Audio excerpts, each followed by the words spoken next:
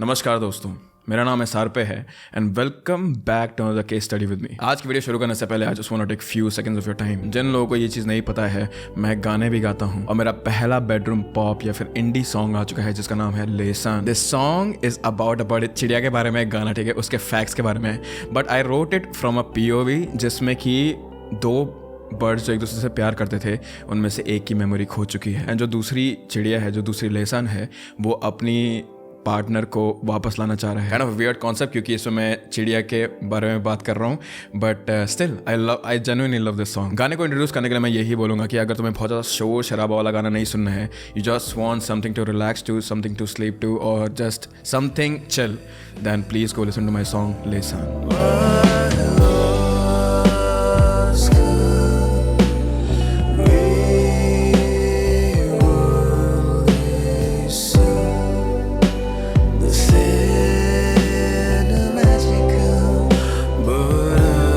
Again, lesson is available on every single platform right now. इसका cover art के ऊपर भी एक स्टोरी है, बट या क्योंकि मैंने जिन लोगों को ये कवर आर्ट दिखाया उन्होंने बोला क्या है बच्चों वाला है, बट अगेन उसके पीछे भी एक स्टोरी है। Go listen to lesson, that is the best thing that you can do for me right now. Now let's start with today's case. अगर तुम लोगों को श्रद्धा आफ्ताब केस के बारे में पता है या फिर तुम लोगों ने श्रद्धा आफ्ताब केस के बारे में मेरी वीडियो देखी है, then you guys would know this thing कि कितना ज्यादा ब्रूटल और क्रूअल था वो केस। किस तरह आफ्ताब ने अपनी गर्लफ्रेंड श्रद्धा का खून करा था और वो बस वहीं नहीं रुका, उसने श्रद्धा की बॉडी के बहुत सारे टुकड़े करे थे। तो वो केस सुन के तुम लोग को ये लग रहा होगा कि मॉडर्न टाइम में ही कोई प्रॉब्लम है। आजकल लोग एक दूसरे से रिलेट नहीं कर पाते हैं, आजकल लोग एक दूसरे से कनेक्ट नहीं कर पाते हैं, इसीलिए ये सारी प्रॉब्लम्स आती हैं। पहले का जमाना इतना ज्यादा क्रूअल नहीं होगा, but what if I tell you कि आज से 28 साल पहले एक इतना खौफनाक केस आया था हमारे सामने जिसे कोर्ट ने rarest of the rare case कहा था और इंडिया के हर अखबार के फ्रंट पेज पे सिर्फ उसी केस की बातें हो रही थी। और ये केस अगेन श्रद्धा आफ्ताब की तरह दोबारा से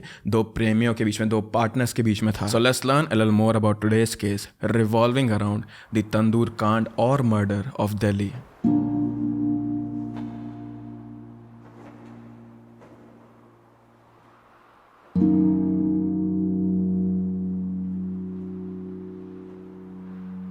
नैना सानी हरभजन सिंह और जसवंत कौर की बेटी थी। हरभजन और जसवंत के 4 बच्चे थे, लेकिन नैना अपने तीनों भाई बहनों से थोड़ी अलग थी। वो बचपन से ही गोल ओरिएंटेड और स्मार्ट थी, अपने ओपिनियंस रखना जानती थी और वो जैसे जैसे बड़ी होती गई उसकी पर्सनैलिटी और भी ज़्यादा स्ट्रॉन्ग और डोमिनेंट हो गई थी। And by dominant I don't mean it in a bad way. मेरा मतलब ये है कि उसे पता था उसे अपनी ज़िंदगी में क्या चाहिए, उसके गोल्स क्या हैं, उसे करना क्या है, और उसके जो भी अपने थॉट्स है, जो भी ओरिजिनल थॉट्स है, वो उसे दूसरे लोगों के सामने में रखने से नहीं डरती थी। She was very vocal and she was very straight to the point. उसकी पर्सनैलिटी की वजह से ही वो अपने कॉलेज के स्टूडेंट पॉलिटिक्स का हिस्सा भी बन गई थी। दिल्ली यूनिवर्सिटी से जब उसने ग्रेजुएशन किया तो उसने पायलट की पढ़ाई करने का डिसीजन लिया, जिसकी वजह से कुछ सालों तक वो पॉलिटिक्स से दूर रही। पर इस चीज़ से वो ज़्यादा सालों तक दूर नहीं रह पाई एंड इन 1989 वो दिल्ली के यूथ कांग्रेस की गर्ल्स विंग की जनरल सेक्रेटरी बन गई थी। और पॉलिटिक्स में काम करते हुए, इस विंग में काम करते हुए, नैना की एक और आदमी से मुलाकात हुई जिसका नाम था सुशील शर्मा। सुशील शर्मा और नैना दोनों ही मिडिल क्लास फैमिली को बिलोंग करते थे एंड सुशील के पापा बैंक में क्लर्क की नौकरी करते थे, तो इसीलिए परिवार बड़ा होने की वजह से भी और पढ़ाई होने की वजह से भी उन्हें थोड़ी प्रॉब्लम होती थी money wise. But this did not stop Sushil from बड़े सपने से, ये चीज़ नहीं रोक पाई उसे अपनी ज़िंदगी में कुछ बड़ा करना था, उसे और भी ज़्यादा सक्सेसफुल बनना था। तो जब वो दिल्ली यूनिवर्सिटी में गया अपने कॉलेज के लिए या फिर ग्रेजुएशन के लिए, तब उसे पॉलिटिक्स में बहुत ही ज़्यादा इंटरेस्ट आया और सेम नैना की तरह ही वो अपने कॉलेज के पॉलिटिक्स सीन में बहुत ही ज़्यादा एक्टिव था। वो स्ट्रीट स्मार्ट था, उसे अपना काम निकलवाना आता था और वो बहुत ही ईजीली लोगों से फ्रेंडशिप भी कर लेता था। उसे पता था कि कौन उसके लिए बेनिफिशियल है और कौन नहीं, और वैसे ही वो दोस्त बनाकर रखता था। उसकी एक और आदत थी, या ये कह लो कि उसका एक सिग्नेचर मूव था। वो कॉलेज में अपने राइवल टीम्स के लीडर के पोस्टर को चाकू से स्लैश कर देता था। उसकी इसी आदत की वजह से लोगों ने उसका निकनेम चाकू मार रखा था।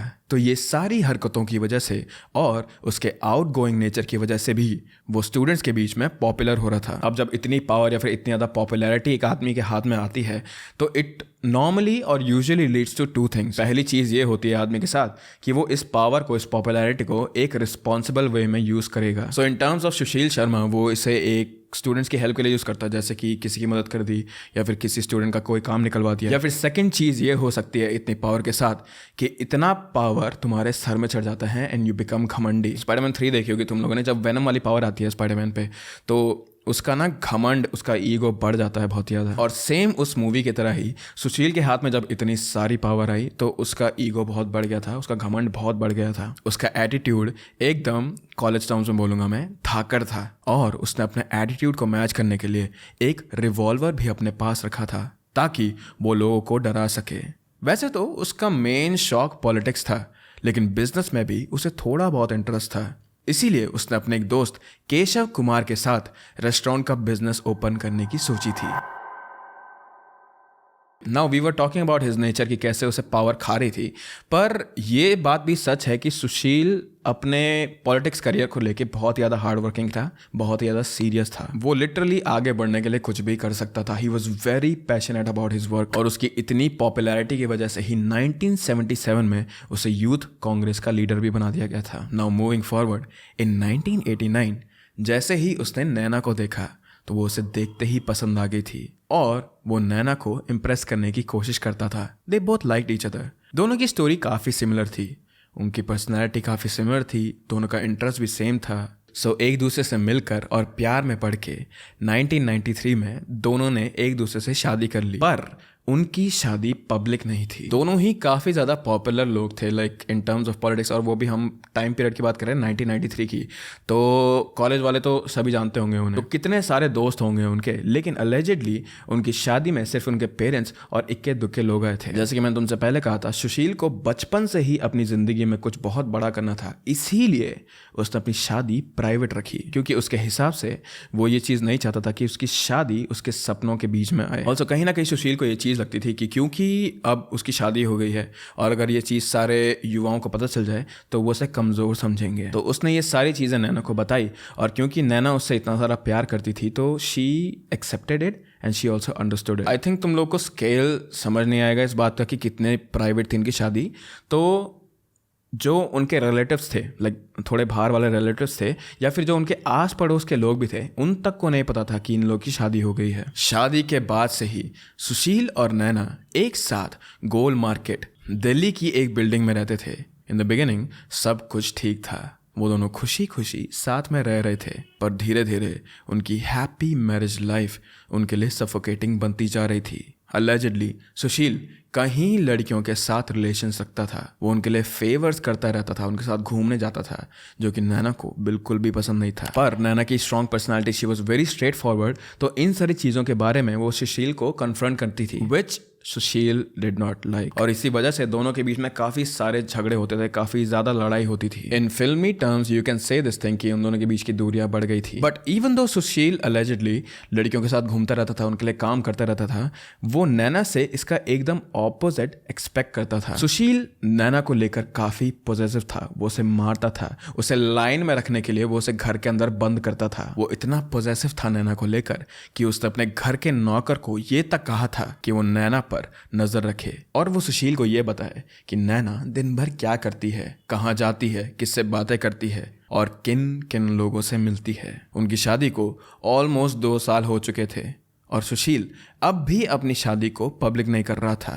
तो नैना घर में रह रह के और कम लोगों से मिलकर बहुत ही ज़्यादा लोनली फील करती थी।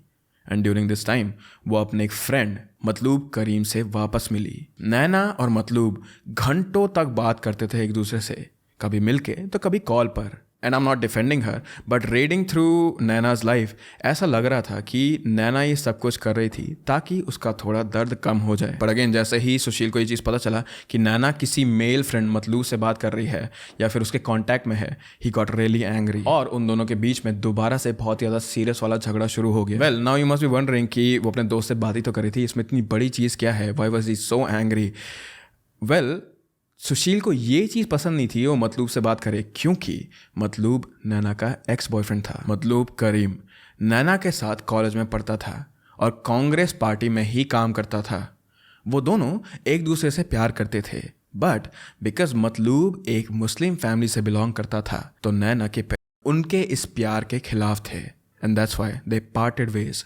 पर ब्रेकअप के बाद भी वो दोनों काफ़ी अच्छे दोस्त थे, और क्योंकि दोनों सेम ही पार्टी में थे और सेम ही पार्टी में काम करते थे तो उनका मिलना जुलना होता रहता था। But at this point Matloob was married और वो बस अपनी दोस्त की हेल्प करना चाहता था, तो इसीलिए मतलूब को लगा कि अगर मैं नैना से बात कर लो हु वॉज ऑल्सो मैरिड तो इसमें कुछ ज़्यादा प्रॉब्लम नहीं होगी। पर मतलूब या फिर सुशील दोनों को ही ये चीज़ नहीं पता थी कि नैना अपनी शादी से बहुत ज़्यादा तंग आ चुकी है, उसे सुशील के पास भी नहीं रहना था। इसीलिए नैना ने एक प्लान बनाया कि वो ऑस्ट्रेलिया चले जाएगी। नैना को बाहर जाकर ऑस्ट्रेलिया जाकर अपना एक एक्सपोर्ट बिजनेस खोलना था और इसी के लिए उसने मतलूब से कांटेक्ट भी किया था। और नैना के पूरे प्लान के बारे में सुनकर Matloob was trying to help her to settle in Australia. Sushil positive था और वो बार बार नैना के कैरेक्टर पर शक करता था, क्योंकि नैना मतलूब से घंटों तक बातें करती थी। एंड अगेन सुशील को उनके पास रिलेशनशिप के बारे में पता था, तो उसे लगता था कि नैना और मतलूब का अफेयर चल रहा है। वो हर रोज़ घर आके टेलीफोन पे रीडायल बटन प्रेस करता था टू सी कि नैना आखिर किससे बात कर रही थी। जैसे आज के ज़माने में पॉसेसिव पार्टनर्स अपने हस्बैंड या फिर वाइफ के फ़ोन्स चेक करते थे, बट ये 1995 की बात है तो स्मार्टफोन्स तो कहाँ ही थे उस टाइम पर। इसीलिए लैंडलाइन पे सुशील रीडायल बटन प्रेस करता था। सो इन सारी हरकतों की वजह से और सुशील के बाहर अफेयर की वजह से भी नैना अब सुशील के साथ नहीं रहना चाहती थी। नैना को सुशील के हर एक चीज़ के बारे में पता था, they were together for so long, और नैना को सुशील के टेम्पर के बारे में भी पता था। But she did not know this thing कि ये जो कॉल्स है मतलूब के साथ वो ही उसकी मौत का कारण बन जाएंगे। 2 जुलाई 1995 को सुशील घर आया। उस समय नैना फ़ोन पर बात कर रही थी। जैसे ही नैना ने सुशील को देखा उसने घबरा कर अपना फ़ोन रख दिया। सुशील को शक हुआ और जब नैना उस कमरे से दूसरे कमरे में चले गई तो उसने फ़ोन का रीडायल बटन दबाया और इस समय मतलूब ने कॉल उठाया। जैसे ही सुशील ने मतलूब की आवाज़ सुनी उसे गुस्सा आया और फ़ोन रख के वो नैना के पास चले गया। उन दोनों के बीच में बहस हुई और गुस्से में उसने अपनी रिवॉल्वर निकाली एंड विद इन सेकेंड्स उसने 3 गोलियां फायर करी नैना पर, जिसमें से एक गोली नैना के सर पे लगी, दूसरी उसकी नेक पे और तीसरी गोली मिस हो गई थी जो कि जाके सीधा एसी यूनिट पे लगी। जेलसी और गुस्से में आकर उसने नैना पर गोली चला दी and Naina she was dead on spot. जब सुशील ने चेक करा तो नैना मर चुकी थी एंड ही पैनिक। तो नैना को यहाँ से बाहर निकालने के लिए उसने नैना की बॉडी को प्लास्टिक बैग और बेडशीट में रैप करा। उसने नैना की बॉडी को उठाया, अपनी गाड़ी के डिग्गी में रखा और नैना की बॉडी को वो यमुना नदी के पास लेकर आ गया। उसका इनिशियल प्लान था कि वो नैना की बॉडी को यमुना रिवर में फेंक देगा, पर क्योंकि रिवर के किनारे पे इतने सारे लोग थे and also he was popular, तो लोगों को देखकर वो थोड़ा डर गया कि कहीं ये लोग मुझे पहचान न ले। इसीलिए ही changed his plan. Around 10:15 PM Sushil Bagiya Barbecue नाम के एक रेस्टोरेंट में पहुंचा। ये रेस्टोरेंट सुशील और उसका एक दोस्त ओन करते थे। वहां पहुंचकर उसने रेस्टोरेंट के मैनेजर केशव कुमार को बुलाया और कहा कि रेस्टोरेंट खाली कर दो। सारे कस्टमर्स एंड एम्प्लॉय को केशव ने वहां से भगा दिया और सुशील ने केशव के सामने कन्फेस किया कि उसने अपनी बीवी को मार दिया है एंड नैना की बॉडी को छुपाने के लिए उसे केशव की हेल्प चाहिए थी। Keshav was obviously scared, but क्योंकि सुशील पॉलिटिकल फील्ड में था तो प्रेशर में आके उसने सुशील की हेल्प करी and they both came up with a plan. उन दोनों ने बॉडी को रेस्टोरेंट के तंदूर के अंदर डाल के जलाने की सोची। जिन लोगों को पता नहीं है कि तंदूर क्या होता है, it's like a clay oven जिसके अंदर रोटी, नान या चिकन रोस्ट किया जाता है। इवन दो आई नो कि तुम सभी को पता होगा, बट सिर्फ अब बॉडी तो ले आए थे ये लोग तंदूर के पास, पर बॉडी तंदूर में फिट नहीं हो रही थी क्योंकि तंदूर की जो ओपनिंग थी इट वॉज वेरी स्मॉल। इसीलिए सुशील ने अपनी ही बीवी के नैना के बॉडी के टुकड़े करे और उन्हें एक एक करके उसने तंदूर में फेंकना स्टार्ट करा। बट अगेन नैना को मरे हुए ज़्यादा टाइम नहीं हुआ था और ये ह्यूमन बॉडी है तो एकदम से नहीं जल सकती वो। तो वो लोग हड़बड़ाहट में पेपर, कार्डबोर्ड या फिर अपनी पॉलिटिकल पार्टी के जो बैनर्स होते हैं वो भी इस तंदूर में डालने लगे। और उन्हें तंदूर के पास में घी का डब्बा भी दिखा था तो उन्होंने घी भी डाल दिया इस चीज में ताकि कुछ भी करके ये प्रोसेस जल्दी से जल्दी हो, बॉडी जल्दी जले और एविडेंस सारे के सारे मिट जाए। तो एक एक करके उन्होंने बटर के 4 पैकेट्स खत्म कर दिए थे। सुशील ने केशव को तंदूर के पास रखा ताकि वो आग जलाए रखे एंड खुद गेट पे चला गया ताकि वो देख सके कि कोई अंदर तो नहीं आ रहा है। Now body started to burn, पर इमेजिन करो कि इतना सारा कार्डबोर्ड, इतना सारा पेपर और ऊपर से इतने सारा बटर अगर एक छोटे से तंदूर में जलेगा तो उसके फ्लेम की हाइट और उसकी स्मोक कितनी ज्यादा होगी। और इस तंदूर की जो फ्लेम्स थी वो 30 से 35 फीट की तो थी। इसी वजह से जो ये फ्लेम्स थी वो रेस्टोरेंट के बाउंड्री के ऊपर भी दिखाई दे रही थी, जो कि आसपास रहने वाले लोगों ने या फिर आसपास से जाने वाले लोगों ने नोटिस करा था। इस समय कांस्टेबल अब्दुल कुंज और चंडेर पाल पेट्रोलिंग कर रहे थे रेस्टोरेंट के एरिया में। तो जब उन्होंने आग देखी तो वो लोग डर गए थे कि कहीं पूरे एरिया में आग ना फैल जाए। आग को देखने के लिए और उसे कंट्रोल करने के सोचने के लिए वो अंदर एंटर कर ही रहे थे कि तभी उन्हें सुशील ने रोक दिया और कहा कि सर यहाँ पे कुछ नहीं हो रहा है, हम लोग बस पार्टी के पुराने बैनर्स को जला रहे हैं। ये 1995 का टाइम था। उस समय भी क्राइम्स होते थे लेकिन इतने रेट में नहीं जितने अब होते हैं, और कोई भी किसी पे भी ऐसे शक नहीं करेगा, राइट। तो कांस्टेबल कुंजू को भी लगा कि कुछ गड़बड़ नहीं है, तो उन्होंने बस सुशील से ये कहा कि आग को कंट्रोल करो, और इतना कह के वो वापस अपनी ड्यूटी पे चले गए। तो Sushil thought that he was safe now, police वाले भी चले गए हैं। पर जो ये रेस्टोरेंट था ये वेजिटेरियंस के आसपास से घिरा हुआ था, जो यहाँ पे सिर्फ सब्जी बेचते थे या फिर सिर्फ सब्जी खाते थे। तो कांस्टेबल के जाने के बाद सुशील और भी ज़्यादा डर गया था। तो उसके मन में ये था कि जल्दी से जल्दी बॉडी जले, और उसने और भी ज़्यादा पेपर फेंकना शुरू कर दिया था। एंड अब तंदूर की आग और भी ज़्यादा बढ़ चुकी थी, जो कि पास में रह रही एक लेडी ने देख लिया था। जैसे ही आग तेज हुई, एक सब्जी बेचने वाली औरत अनारो देवी ने आग देख ली थी और वो घबरा गई कि कहीं ये आग आस पड़ोस में ना फैल जाए। वो जोर से चिल्लाई, होटल में आग लग गई है, आग लग गई है। तब तक भी कुंजू को शक नहीं हुआ था। उनके दिमाग में बस ये चल रहा था कि ये लोग कितने केयरलेस हैं। पर फिर भी उन्होंने स्टेशन में कॉल लगाया और खुद होटल के पीछे वाली वॉल से जंप करके वो अंदर चले गए जहां पर आग थी। Now just so that you guys can imagine this thing, ये जो तंदूर रखा हुआ था ये ओपन स्पेस में था। This opened to a balcony तो नहीं बोल सकते, but it open to a greenery area, open area. दूसरी साइड की इमेज नहीं है, इसलिए I hope that you guys can understand कि कैसे जब वो टाप के आए थे दीवार तो उन्हें सीधा तंदूर दिखा था। और जैसे ही वो दीवार टाप के आया और वो अंदर आए, उन्होंने सामने तंदूर के बगल में केशव को खड़ा देखा था। केशव पुलिस वाले को देख के तो घबरा गया था, पर उन्होंने भी कुंजू को सेम चीज़ कही कि हम लोग पार्टी के पुराने वाले पोस्टर चला रहे हैं। But there was one problem, police वालों को इस एरिया से अब बहुत ही ज़्यादा गंदी जलने की बदबू आ रही थी। और ये बदबू किसी लकड़ी जलने की या पेपर जलने की नहीं थी, इट स्मेल्ड लाइक मीट। तो कांस्टेबल ने ढंग से तंदूर के अंदर झांक कर देखने की कोशिश करी जब आग थोड़ा कम हो गई थी, और उन्हें ऐसा लगा कि अंदर कोई डियर या फिर कोई बकरी जला रहा है। तो अगेन कांस्टेबल जी ने केशव की तरफ देखा और केशव ने घबराते हुए कहा कि हाँ, मैं बकरी ही जला रहा हूँ यहाँ पे। बट तब तक पुलिस वहां आ चुकी थी। बॉडी को जलते हुए थोड़ा टाइम हो गया था, तो फ्लैश जलने की बदबू अब वहां और भी ज्यादा स्ट्रांग हो गई थी। पुलिस को शक हुआ और उन्होंने आग बुझाई, और जब उन्होंने पास जाके देखा तो उन्हें ये चीज़ रियलाइज हुई कि तंदूर के ऊपर तो किसी इंसान की बॉडी है। ये सब सुशील ने दूर से देख लिया था, और उसने जैसे ही देखा कि केशव को पुलिस ने पकड़ लिया है, वो वहाँ से भाग गया। जलने के बाद बॉडी की हालत इतनी ज़्यादा ख़राब थी कि ये पहचानना ही मुश्किल हो रहा था कि आखिर ये आदमी था कौन। जैसा कि मैंने तुम्हें बताया था कि सुशील ने बॉडी के हाथ पैर काट दिए थे और फिर उसे काट के तंदूर में फेंका था। और अब जलने के बाद नैना का पूरा फेस और टॉर्सो खराब हो चुका था, सिर्फ उसके सर पे कुछ बाल बचे थे। पर केशव को अरेस्ट करने के बाद जब उसने खुद कन्फेस करा ये चीज़ कि ये नैना है, ये नैना की बॉडी है, तब ही पुलिस वाले माने कि okay actually she is a girl. But obvious सी बात है कि वो सिर्फ केशव के बातों पे बिलीव नहीं कर सकते थे। तो और एविडेंस ढूंढने के लिए पुलिस नैना और सुशील के रेंटेड फ्लैट में पहुंची, तो वहां उन्हें बुलेट केसिंग्स और खून के धब्बे मिले।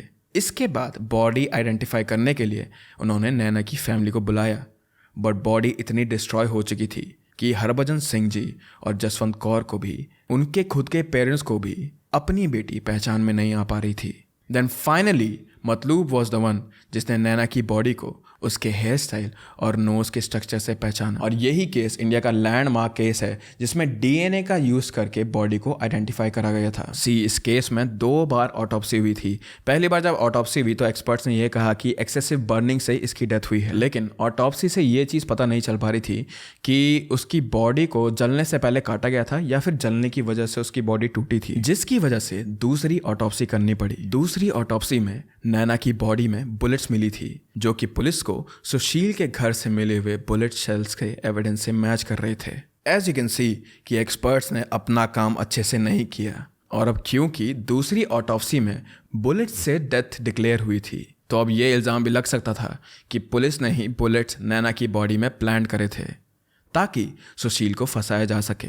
As again he was a party member and he was famous also. वैसे तो इंपॉर्टेंस पहली ऑटोप्सी को दी जाती है हर एक केस में ही, लेकिन पहली ही ऑटोप्सी इस केस में इनकम्प्लीट थी, इसलिए दूसरी ऑटोप्सी को यहाँ पर इंपॉर्टेंस दी गई। सुशील अभी तक भागा हुआ था, वो कहीं सारे स्टेट्स में घूम रहा था, पर ऑन 10 जुलाई सुशील ने बेंगलोर में सरेंडर कर दिया। और जब पुलिस उससे लेने गई थी तो वो पहचान में नहीं आ रहा था, क्योंकि उसने अपना सर और मूछें शेव कर ली थी, और वो बार बार ये कह रहा था कि मैं तो तीर्थ यात्रा पर निकला था, मुझे पता ही नहीं कि नैना के साथ क्या हुआ। कोर्ट के पास कोई प्रॉपर एविडेंस नहीं था टू कंक्लूड कि सुशील ही कल्प्रिट था। बस 2 आइड विटनेस, एक तो कांस्टेबल एंड हिज पार्टनर जिन्होंने सुशील को रेस्टोरेंट में देखा था, और उन्होंने ही सुशील के घर में बुलेट्स के शेल देखे थे, पर किसी ने भी सुशील को क्राइम कमिट करते हुए नहीं देखा था। और इसी वजह से, एविडेंस कम होने की वजह से, पुलिस उसे अरेस्ट नहीं कर सकती थी। तो क्योंकि सुशील पॉलिटिकल बैकग्राउंड से था, उसका दिमाग तेज था, और उसे ये चीज़ पता थी कि कोई भी प्रूव नहीं कर पाएगा क्योंकि किसी ने देखा ही नहीं उसे क्राइम कमिट करते हुए, तो उसने भी एक्सेप्ट नहीं करा कि उसने ही नैना को मारा। पर फिर भी पुलिस वालों ने हार नहीं मानी और वो लोग एविडेंस कलेक्ट करते रहे। बाद में जब उसे पता चला that he has nowhere to go, क्योंकि अब उसके खिलाफ पुलिस को सारे सबूत मिल गए थे, विच इंक्लूडेड हिज कार, उसके खून वाले कपड़े जो उसने उस रात पहने थे, और केशव का कन्फेशन ऑल्सो। तब उसने खुद कन्फेस करा। जब उसे जेल ले जाया जा रहा था तब भी उसको अपने पॉलिटिकल कनेक्शंस पर इतना भरोसा था कि वो कहे जा रहा था, डोंट वरी, मैं 1-2 महीने में बाहर आ जाऊंगा। एंड टिल द एंड वो ये चीज़ डिनाई करता रहा कि उसके और नैना के बीच में कुछ था, या फिर उन दोनों के बीच में शादी भी हुई थी। मुझे नहीं पता कि खून करने के बाद भी उसने क्यों अपनी शादी को डिनाई करा। What does he gain from denying that thing, I don't know this thing. पर ये चीज़ तो क्लियर है कि नैना को उसने सिर्फ जेलसी और शक की वजह से मारा था। हाई कोर्ट ने इस केस को rarest of the rare case का दर्जा देके सुशील को डेथ सेंटेंस की पेनल्टी दी थी, बट लेटर सुप्रीम कोर्ट ने सुशील की डेथ पेनल्टी को लाइफ इम्प्रिजनमेंट में बदल दिया था। ऑन December 22, 2018 सुशील को जेल से रिहा कर दिया गया, ये कहकर कि उसने अपनी ज़िंदगी के 23 साल तिहाड़ जेल में गुजारे हैं, जो कि काफ़ी हैं। उसका नेचर बदल गया है और जेल में वो पुजारी का काम करता था, जिससे ये साबित होता है कि वो अब पूरा का पूरा कन्वर्ट हो चुका है। और एंड में आयरनी इस केस की ये है कि सुशील अब एक मैरिज काउंसलर का काम करता है। वो लोगों को ये बताता है अब कि उनकी मैरिज को वो कैसे सलामत रखे, एक दूसरे से वो कैसे प्यार करें, शादी में क्या क्या प्रॉपर होना चाहिए, वो ये चीज़ समझाता है लोगों को। इस केस के बाद लोगों ने 1 साल तक दिल्ली में तंदूर में बना हुआ खाना खाना छोड़ दिया था। ये कोई जोक नहीं है, दिस इज द ट्रूथ। क्योंकि जब भी लोग तंदूर का नाम सुनते थे वहाँ पे तो उन्हें नैना की याद आती थी एंड दे फेल्ट डिस्गस्टेड। जितने बार में मैं ऐसे केसेस पढ़ता हूँ, श्रद्धा आफ्ताब का हो गया या फिर सुशील और नैना का हो गया, आई फील लाइक कि एक जो मोमेंट ऑफ रेज होता है ना, 1 सेकंड का वो रेज, वो आदमी की लाइफ की वैल्यू इतनी कम कर देता है कि पीपल जस्ट, उनका लास्ट रिजॉर्ट यही होता है to kill the other person. But anyways, इसी के साथ तंदूर केस यहीं पर समाप्त होता है। Again before you go, please go listen to my song lesson. It's out on Spotify और लाइक जहाँ पे भी तुम लोग सुनते हो सभी जगह पे है वो गाना। अभी ये वाला केस तो प्यार के नेगेटिव एस्पेक्ट के बारे में है, पर मेरा गाना प्यार के पॉजिटिव एस्पेक्ट में है। So if you want to cleanse yourself, go listen to my song. And अगर आपको ट्रू क्राइम डॉक्यूमेंट्रीज देखना पसंद है, then please subscribe to me. With that I hope that you guys are happy, I hope that you guys are healthy. Please keep your loved ones very close to you guys and I will see you very very soon. Bye bye.